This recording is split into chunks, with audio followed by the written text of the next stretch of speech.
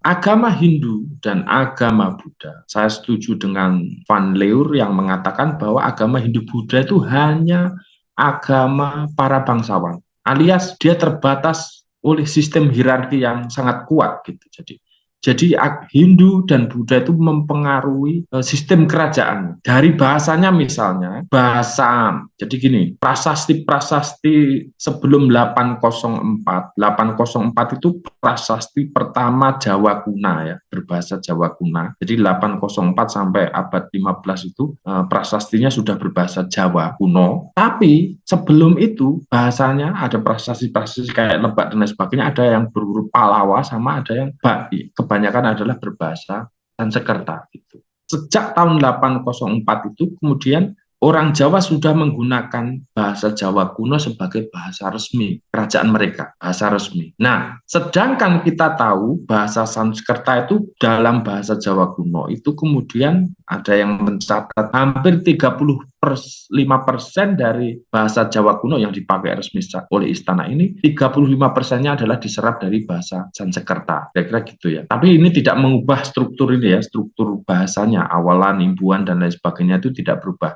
Sehingga dia Jawa kuno masih bisa mempertahankan bahasanya sebagai bahasa yang berbeda dengan Sanskerta. Kira-kira gitu. Bahas aspek inilah kita tahu, kita bisa menduga bahwa penyebaran agama Hindu-Buddha itu tidak justru dilakukan oleh para Brahmana, bukan oleh tanda petik oleh misalnya pedagang atau apa. Karena menurut catatan beberapa peneliti, tahun 1 Masehi sampai 10 Masehi itu di India bahasa Sanskerta sudah nggak dipakai dalam seharian, alias bukan bahasa sehari-hari. Bahasa Sanskerta ini memang bahasa kitab suci yang masuk kemudian ke dalam bahasa Jawa kuno. Nah, makanya kita bisa saksikan nanti bahasa Sanskerta ini kemudian menjadi bahasa kitab suci yang juga menyebar ke Nusantara, alias ada dugaan keras bahwa penyebaran bahasa Sanskerta ini, kalau yang menyebarkan pedagang pasti bukan Sanskerta gitu. Karena yang menyebarkan adalah Brahmana yang membawa kitab suci,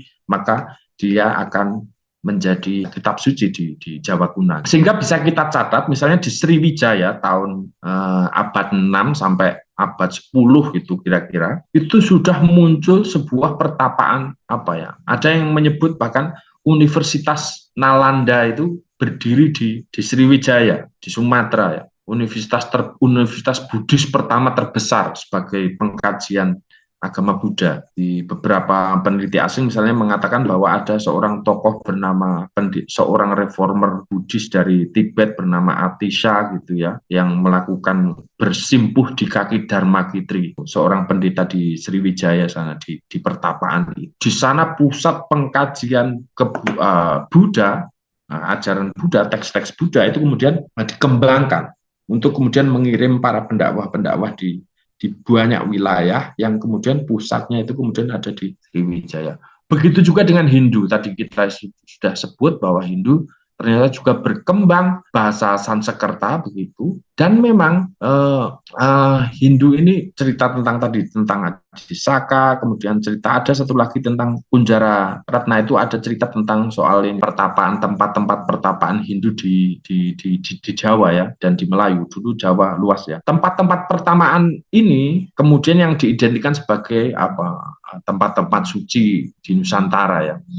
Nah, yang ketiga adalah juga disebutkan terkait mitologi pemindahan Gunung Meru ke wilayah Jawa luas ini, wilayah Meru ini.